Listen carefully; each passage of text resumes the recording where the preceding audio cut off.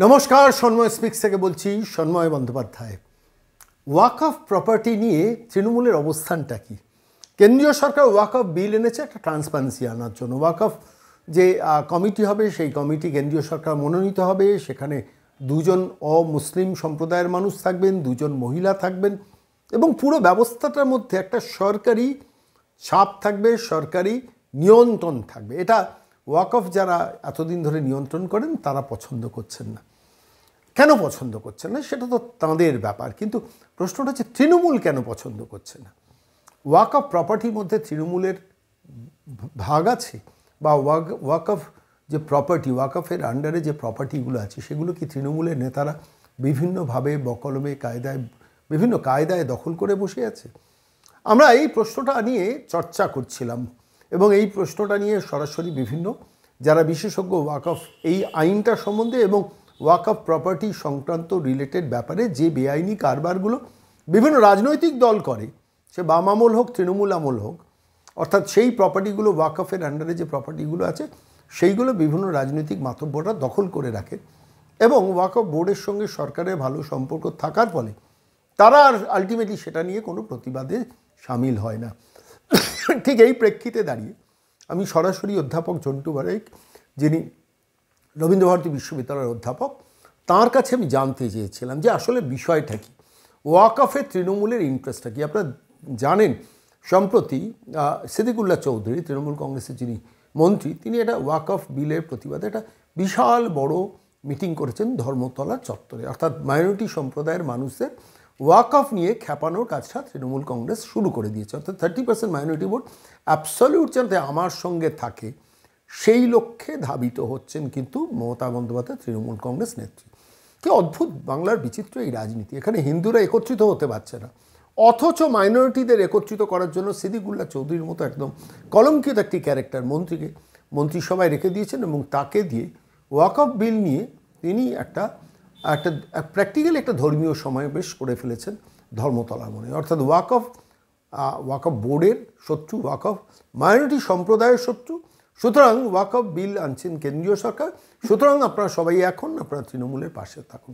কিন্তু এই লক্ষ্যে ধাবিত হওয়ার পেছনে লুকিয়ে আছে তৃণমূলের অর্থকরী ইন্টারেস্ট। আমরা আজকে প্রথম পর্ব সেটা নিয়ে বিশ্লেষণটা করব। অধ্যাপক ঝন্টু বড়াইক কি বললেন শুনুন ভালো করে। দেখুন, তৃণমূল শুধু কিন্তু ওয়াকফ বিলে বিরোধিতা করেননি। আপনার বোধহয় খেয়াল আছে, 3 তালাক ইস্যুতে তার দলের সাংসদ সুলতান আহমেদ সমেত আছে সিদ্দিকুল্লাহ, তারাও কিন্তু রাস্তায় নেমেছিল, কলকাতা একদম তছনছ করে দিয়েছিল। আপনার খেয়াল আছে। সমস্যা হচ্ছে মমতা এই যে ওয়াকফ সম্পত্তি কিংবা 3 তালাক এগুলো নিয়ে বিরোধিতা কেন, অন্ধ বিরোধিতা, তার কারণ দুটো। এটা কৌশলগত দিক। এই ওয়াকফ নিয়ে মমতার যে কৌশলগত পার্টটা হচ্ছে, এক তো হচ্ছে প্রতি 3 জন ভোটার পিছু একজন সংখ্যালঘু এই রাজ্যের, অর্থাৎ ভোট ব্যাংক। এই যে দুধেল গাই, এই তথাকথিত এই দুধেল গাইদের এই ভোট মেকানিজমে উনি কিন্তু এটা কাউন্টার করে নিয়ে এটার বিরোধিতা করছেন। এটা ভালো মন্দ এগুলো অ্যাসপেক্ট তার দেখার সময় নেই। তিনি বার্তা দিচ্ছেন যে যাই হোক না কেন আমি তোমাদের পাশে। এবার এটা ভোট ব্যাংকের কৌশল। দ্বিতীয়, যেটা সাংঘাতিক কৌশল, যেটা সংখ্যালঘু ভাইয়েরাও বুঝতে পারছে না, যে মমতার এই যে দ্বিতীয় কৌশলটা কি রকম। কেন ওয়াকফ নিয়ে এত প্রতিবাদ? ধরুন, ভারত সরকার এই ওয়াকফকে মূল স্রোতে আনলো। আমি বলছি ওয়াকফ প্রপার্টির যে 1954 সালে জওহরলাল নেহরু কিংবা 1995 সালে যে কি মারাত্মক সংশোধনীর মাধ্যমে কংগ্রেস এটাকে একদম পৃথিবীর সবচেয়ে কুখ্যাত বিলে পরিণত করেছিল, যে পৃথিবীতে 57টা দেশ মুসলিম, তাদের কোন দেশেই তাদের এই ওয়াকফ নিয়ে এত ভয়ানক অটোনমি তাদের ধর্মীয় সংগঠনকে দেয়নি। আপনি তন্ন করে খুঁজতে বলেন, আপনি পার্শ্ববর্তী দুটো দেশ আমাদের অঙ্গচ্ছেদ করে হয়েছে, বাংলাদেশ পাকিস্তান, তারা মুসলিম বহুল, তাদেরও কিন্তু এরকম নেই।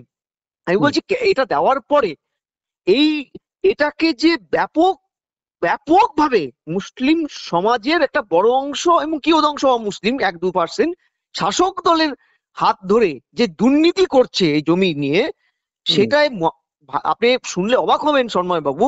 সারা ভারতবর্ষে 3টে রাজ্যে 49% ওয়াকফ সম্পত্তি, তার মধ্যে একটা ইউপি, একটা কর্ণাটক, একটা হচ্ছে পশ্চিমবঙ্গ। কিন্তু পশ্চিমবঙ্গেই সবচাইতে বেশি ওয়াকফ সম্পত্তি বেদখল হয়ে আছে।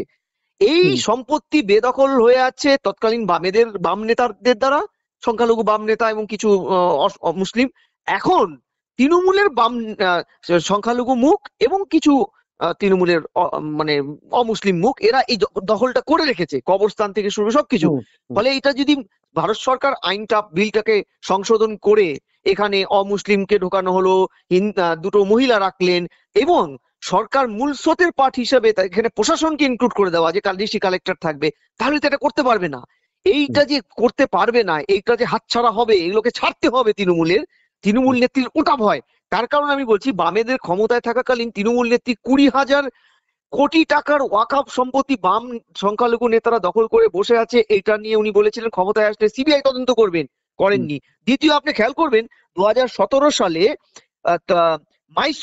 মাইসোর ফ্যামিলির ওয়াকফ স্টেটের সম্পাদক শাহিদ আলম, যিনি টিপু সুলতানের প্রপৌত্র, তিনি ভারতবর্ষের একটিমাত্র রাজ্য পশ্চিমবঙ্গের কলকাতায় হাজার হাজার হেক্টর জমি, তার মধ্যে একদম স্পেসিফিক ভাবে আপনি টালিগঞ্জে সতীশ মুখার্জি রোডের 12 বিঘা জমি, যেটা টিপু সুলতানের পরিবারের কবরস্থান, যেখানে সে কবরস্থান, তাছাড়া যে এই যে জোহরা বেগমের পাটগুলো, সেইটা নিয়ে যখন তিনি মামলা করেন হাইকোর্টে মামলার পরে 2017 সালে রায় চট্টোপাধ্যায়, আপনার খেয়াল আছে, জাস্টিস রায় চট্টোপাধ্যায় নির্দেশ দেন ক্যালকাটা কর্পোরেশনকে যে আপনারা এটাকে করুন, জরিপ করুন 1 থেকে 100টা ওয়ার্ড অব্দি। একটা কাজ করেনি। 2023-এ এই শাহিদ বাবু বাধ্য হয়ে আবার হাইকোর্টের দ্বারস্থ হলে হাইকোর্ট ভর্ৎসনাদ করে এই তৃণমূল চালিত এই ক্যালকাটা মিউনিসিপাল কর্পোরেশনে, এবং তারপরেও কোনো কাজ সামান্য না আগানোতে শাহিদ বাবু কিন্তু লাস্ট পর্যন্ত আদালত নিযুক্ত ওয়াকফ সার্ভে কমিশনার এবং বিশেষ যে পুরসভার কমিশনার, তাকে চিঠি দিয়ে তার ক্ষোভের কথা বলেন।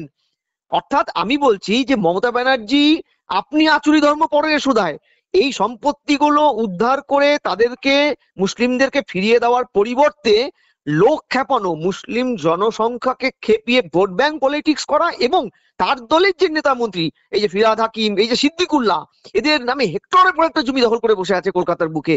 এই যে এদের যে হাতছাড়া করতে হবে, কারণ এই ভাগটা তো 75-25-এ মমতা ব্যানার্জিরও ঘরে যায়।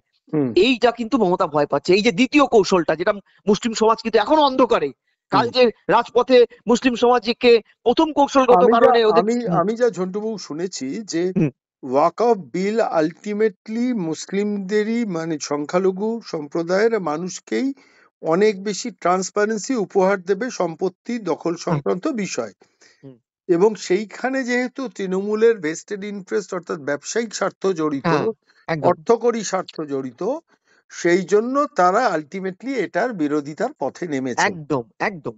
আমি অন্যদিন আরো বিশদে যাব, আমি একটা কথা বলে শেষ করব, সেটা হচ্ছে ওয়াকফ বোর্ড কেন্দ্রীয় সরকার মনোনীত করবে আমি যতটুকু শুনেছি, এবং সেখানে অমুসলিম 2 জন মানুষ থাকবেন, 2 জন মহিলা থাকবেন, ফর বেটার ট্রান্সপারেন্সি, এবং সেইটার বিরোধিতা করছে তৃণমূল কংগ্রেস, যেহেতু তাদের আর্থিক এবং ব্যবসায়িক স্বার্থ জড়িত আছে। অনেক ধন্যবাদ ঝন্টুবাবু। আমি আরো বিশদে আপনার কাছে এই ব্যাখ্যা নিতে আরো একদিন অন্যদিন যাব। অনেক ধন্যবাদ। Thank you.